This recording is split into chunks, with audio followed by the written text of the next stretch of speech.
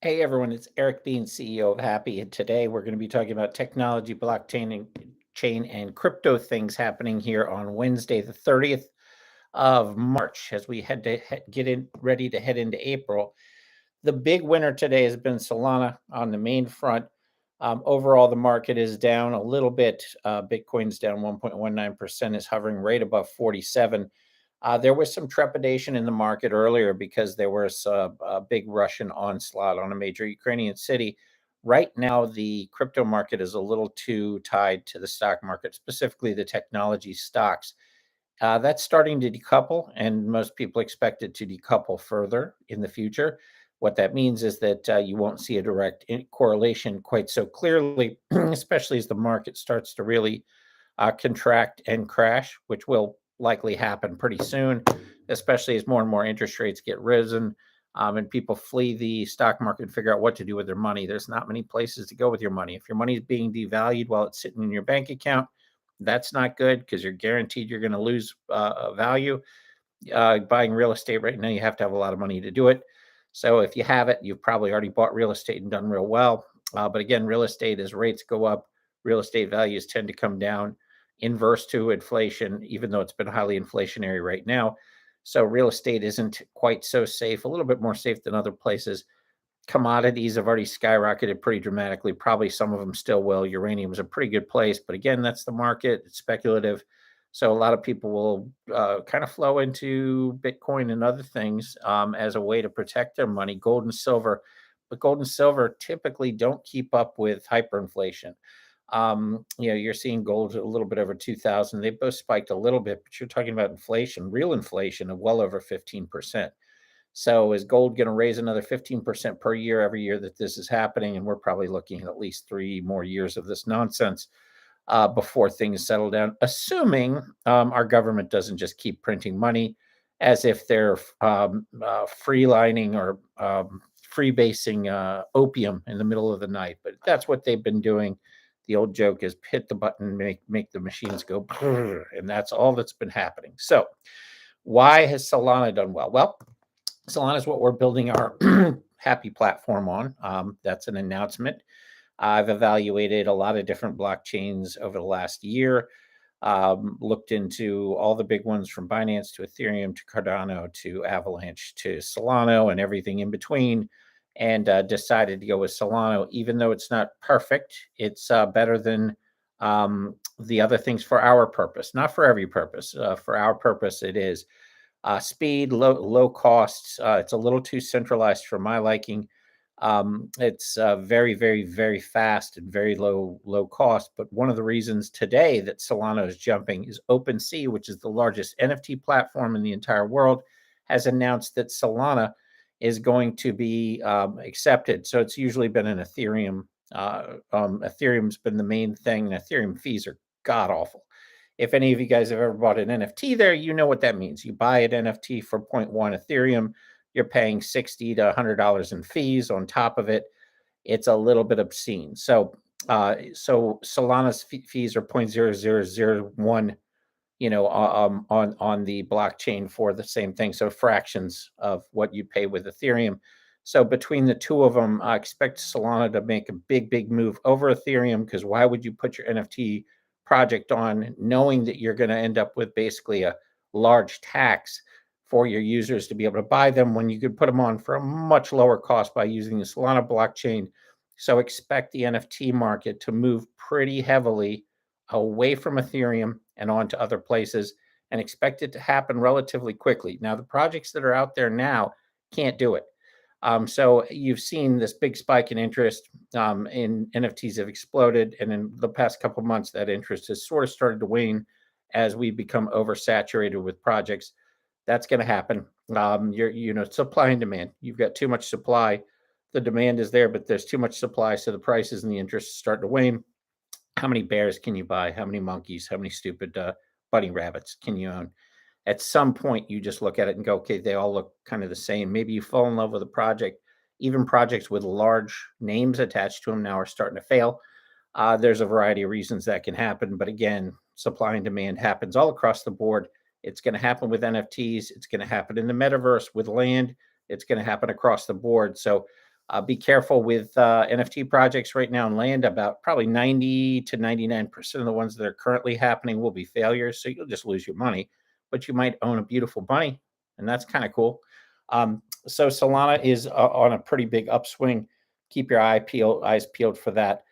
I really like what Luna Terra is doing. I love what they did with Thorchain. I mean, they're acquiring Bitcoin and creating a stable coin. I think they have 1.3 billion in Bitcoin to back up and create their own stable coin to back up their own product as opposed to tying it to fiat. Smart move, and we're going to keep our eyes on them and see if there's any way we can work with them, because I really like that team. They're doing smart things, and I like to work with smart people. Other than that, there's one big piece of news. So, coming up in the UK, like all great things governments do, they've really screwed up in the UK.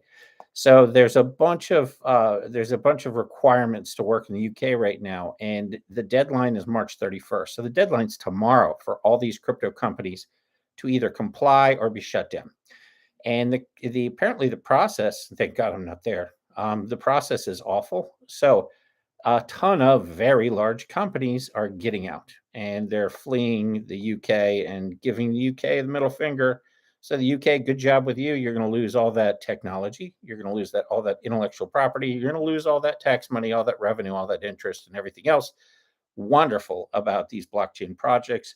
The FCA, which is regulating this ridiculousness, they can extend the deadline to June, but most of the companies now, because it's so late in the game, have just said, "Screw this, I'm out." So they've sort of said, "We didn't have enough time. Let's get out." So names like B2C2 Limited have already gone. Crypto digital banking apps like Wirex have already gone. So they're stopping their spot trading. They're going to roll out to another company, reform, reorganize, relaunch. They'll have all their users. They'll have all their technology. And again, if it's on the blockchain fully and not an on and off chain app, it should be pretty easy to spin that back up anywhere they want. That's the beauty of the blockchain. What I mean by an on and off chain app is what we're building is sort of a hybrid. You're going to have some things that will operate, in your standard cloud and other parts which will be blockchain based.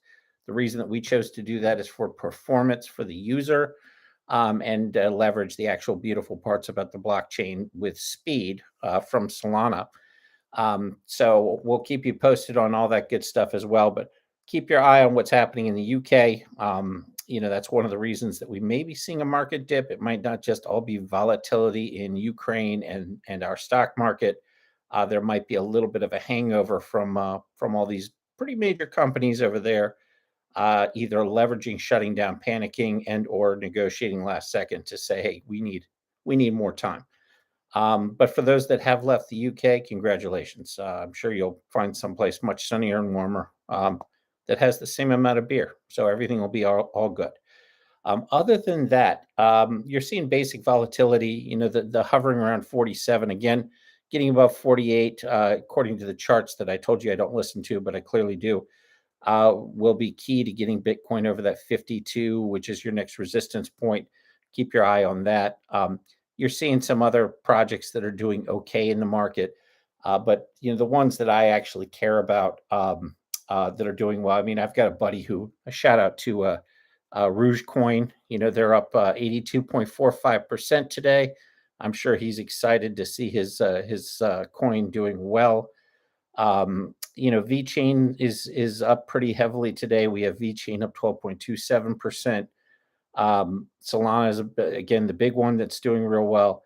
Helium's starting to make a comeback. I don't know if you guys have been following Helium. They have 5G. You basically set up your own router. The router actually mines tokens, provides local access, not through your Sprints, AT&Ts, T-Mobiles. I've got a router downstairs, and I had it running for a little while. The damn thing crapped out, so I'm not as high on Helium just because their hardware is garbage. But I still love the idea and the concept of it. But anyway, if you're going to sell something, you're going to actually have it be representation of your brand, and it's garbage. That's not going to go very long towards the people that were loyal enough to spend good money to get it. Still like the project. You're going to see standard volatility in the market. Let's hope that everything closes today over 47. There is some good news coming out of Ukraine. Apparently, Russia's pulling away from Kiev. moving their target somewhere else. Although it's a military, how the hell am I supposed to know if that's true or not? Nobody knows. However, there are some signs that at least the Ukraine has agreed to not joining NATO, which is something that they had agreed to before and then reneged on. If they can find some peace over there, you're going to see a lot of this volatility and fear leave the market, and it should be a huge spike. Also, one thing to really keep your mind, I can't believe I almost forgot this. Coming up in Miami, there are rumors that Apple Pay is getting ready to add Bitcoin. If that happens down in Miami at Bitcoin conference, you're going to see a very big spike in Bitcoin. So Bitcoin appears to be right on the cusp of blowing up. The other thing, the XRP trial, there's a big court date coming up in April. The trial could actually conceivably end in April, or it could end no later than, I think, September is the other date that could go as far. If it does end in April here, you might see a pretty big spike in XRP, especially with SWIFT being kind of removed off the table from Russia. XRP does replace SWIFT. You might see a lot of countries and or banks that are looking for an alternative to SWIFT so that they don't get put in the position Russian banks, or a lot of them are in right now, where they're unable to access the global financial system. XRP was already replacing that for many of these banks. You should see an acceleration of that, which means the future for XRP is pretty bright, assuming they win this case.